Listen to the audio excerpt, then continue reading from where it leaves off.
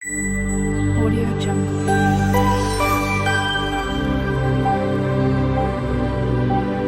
Audio Jungle.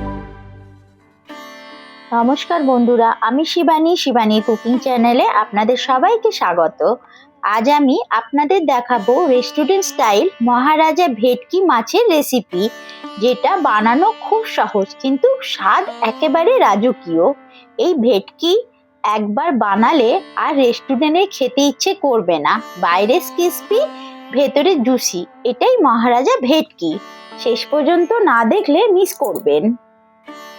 প্রথমে লাগছে ভেটকি মাছ। মাছটাকে ধুয়ে পরিষ্কার করে ম্যারিনেট করে নিচ্ছি। প্রথমে দিয়ে দিলাম হাফ চামচ লবণ, তারপরে আধা লেবুর রস মাখিয়ে নিলাম। লেবুর রসটা অবশ্যই মাখাতে হবে ভেটকি মাছের মধ্যে। যাদের ভেটকি মাছের গন্ধটা ভালো লাগে না, তো এই লেবুর রসটা দিলে ভেটকি মাছের আষ্টে গন্ধটা একদমই কেটে যাবে। হাফ পাতিলেবুর রস মাছের মধ্যে এবারে দিয়ে দিলাম, আর দিলাম হাফ চামচ হলুদ। তারপরে ভালো করে এবার মাছটাকে মাখিয়ে নিয়ে 10 থেকে 15 মিনিটের জন্য রেখে দিলাম। তারপর মাছ ভেজে নিয়ে বাকি প্রিপারেশনটা আমরা করে নেব। এই যে মহারাজা ভেটকি বানাচ্ছি, এটা ভাত দিয়ে ছাড়াও পোলাও, ফ্রাইড রাইসের সাথেও সার্ভ করা যায়। এখানে আমি দুটো পেঁয়াজকে মিক্সির জারের মধ্যে দিয়ে পেস্ট করে নিয়েছি। এবারে আমি দুটো টমেটো নিয়েছি। টমেটোটাকে ভালো করে ধুয়ে টুকরো করে কেটে মিক্সির জারের মধ্যে দিয়ে এটারও একটা পেস্ট বানিয়ে নিচ্ছি। টমেটোর পেস্টটাকে একটা বাটির মধ্যে রেখে দিলাম। এদিকে আমার আর একটা মশলা লাগছে, সেটা হলো কাজু আর হলো কিশমিশ। তো আমার কাছে যেহেতু টক দই ছিল না, সেই জন্য আমি টক দইটা স্কিপ করলাম। না তো এই কাজু কিশমিশটা টক দইয়ের মধ্যে দিয়েই পেস্ট করে নিতে পারেন, তাতেও কিন্তু এই রেসিপিটা স্বাদ দ্বিগুণ বেড়ে যায়। তো আমি টক দইটা স্কিপ করলাম, আমি শুধু কাজু আর কিশমিশটা জল দিয়ে পেস্ট করে নিলাম। এই দেখুন, আপনাদের কাছে টক দই থাকলে অবশ্যই টক দইটা দেবেন এই রেসিপিতে। এইভাবে কাজু আর কিশমিশের সাথে টক দইটাকে পেস্ট করে নেবেন। আমি একটা বাটির মধ্যে ঢেলে দিলাম কাজু আর কিশমিশের পেস্টটা। এদিকে গ্যাসটা জ্বালিয়ে নিলাম, একটা কড়াই বসিয়ে নিলাম। এই সময় হলো গ্যাসের ফ্লেমটা হাইতে রেখেছি। 3 টেবিল চামচের মতন আমি সর্ষের তেল দিয়ে দিলাম। তেলটা বেশ গরম হয়ে গেছে। এই সময় আমি মাছগুলো দিয়ে দিলাম। মাছগুলোকে আমি নুন, হলুদ আর লেবু মাখা মাছগুলো দিয়ে দিলাম। যেহেতু লেবুর রস মাখিয়ে রেখেছি মাছে, সেই জন্য মাছগুলো ভাজা করার সময় মাছে কড়াইয়ের নিচে আটকে যাচ্ছে। সেই জন্য একটু বেশি লাল লাল করে ভাজা করার পর এপিট ওপিট করে একটু পাল্টে দেবেন, তাহলে দেখবেন মাছগুলো সুন্দর ভাজা হয়ে যাবে। আমার মাছগুলো ভাজা হয়ে গেছে। এবারে আমি একটা প্লেটের মধ্যে তুলে নিচ্ছি। বাকি যে মাছ ছিল সেই মাছগুলো ভেজে নিচ্ছি ওই তেলের মধ্যেই।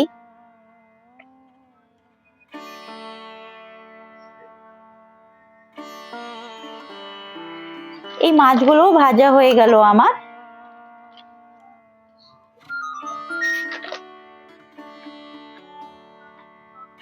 আমি এই মাছগুলোকেও একটা প্লেটের মধ্যে তুলে নিলাম। ওই কড়াইয়ের মধ্যে যে মাছ ভাজা তেল আছে ওর মধ্যে আরো 1 চামচ তেল দিয়ে দিলাম। তেলটা একটু গরম হয়ে এসছে।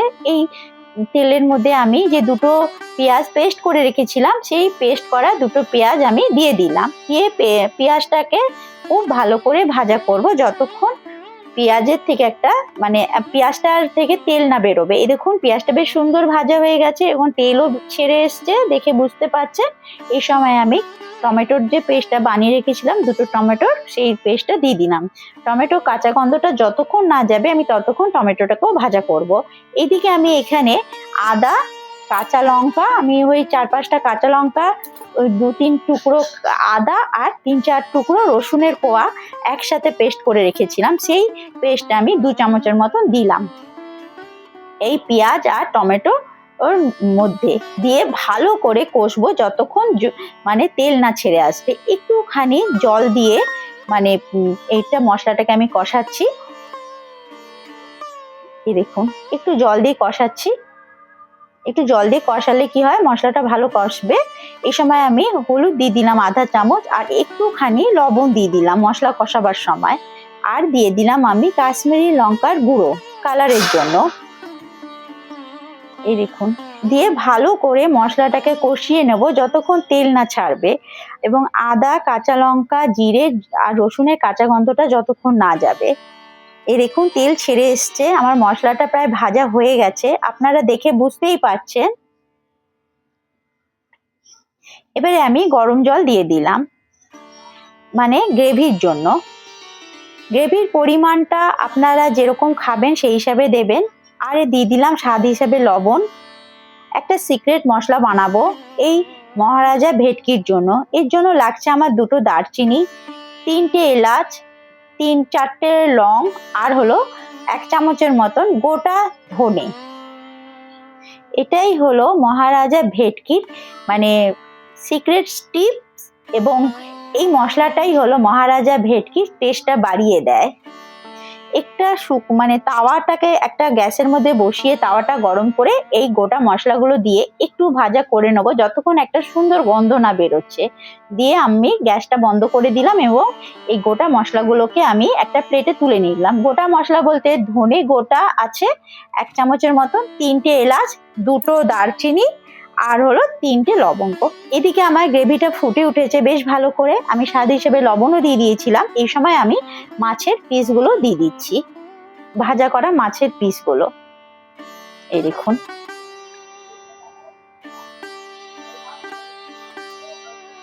এই সময় গ্যাসের আঁচটা আমি মিডিয়ামে রেখেছি, দিয়ে আমি ঢাকনা দিয়ে দিলাম 10 মিনিটের জন্য। 10 মিনিট হয়ে গেছে, ঢাকনাটা খুলে নিলাম। এই দেখুন মাছের কালারটা কত সুন্দর এসছে, গ্রেভিটা, এবং মাছগুলো বেশ ভালো সেদ্ধ হয়ে গেছে। এই সময় আমি যে কাজু কিশমিশটা যে পেস্ট করে রেখেছিলাম সেই পেস্টটা আমি দিয়ে দিলাম এই গ্রেভির মধ্যে। আর দিলাম ওই সিক্রেট ভাজা মশলাটা, মানে 3টে এলাচ, 3টে লবঙ্গ, 2টো দারচিনি, আর 1 চামচের মতন হলো ধনে, গোটা ধনে। এটাকে যে আমরা শুকনো তাওয়ার মধ্যে রোস্ট করে নিয়ে তারপরে মিক্সির মধ্যে দিয়ে একটা গুঁড়ো বানিয়ে নিয়েছিলাম। এই দেখুন দেখুন কত সুন্দর হয়েছে। আবার 5 মিনিটের জন্য আমি ঢাকা দিয়ে গ্যাসের আঁচটা মিডিয়ামে রেখেছি। 5 মিনিট হয়ে গেছে, আমি ঢাকনা সরিয়ে নিলাম। এবারে ঘি ওপর থেকে দিয়ে দিলাম। নামটা যেহেতু মহারাজা ভেটকি, একটু রাজকীয় ভাবে রান্না না করলে তো হবে না। পুরোটা ঘি দিয়ে রান্না করা যায়, সেই ক্ষেত্রে অনেকটাই রিচ হয়। আমি শেষে একদম 1 চামচ ঘি দিয়ে দিলাম। মহারাজা ভেটকি একদম রেডি। আর দিলাম লাস্টে আরো আধা লেবুর রস। এই আধা লেবুর রসটা দিলে এই মহারাজা ভেটকি মানে স্বাদটা দ্বিগুণ বেড়ে যায়। এইভাবে লেবুর রসটা দিয়ে, এই সময় কিন্তু আমি গ্যাসের আঁচটা পুরো বন্ধ করে দিয়েছি। তারপরে আমি আধা লেবুর রস দিয়ে চামচ দিয়ে ভালো করে ঘেটে 10 মিনিটের জন্য ঢাকনা দিয়ে আমি রেখে দিয়েছি।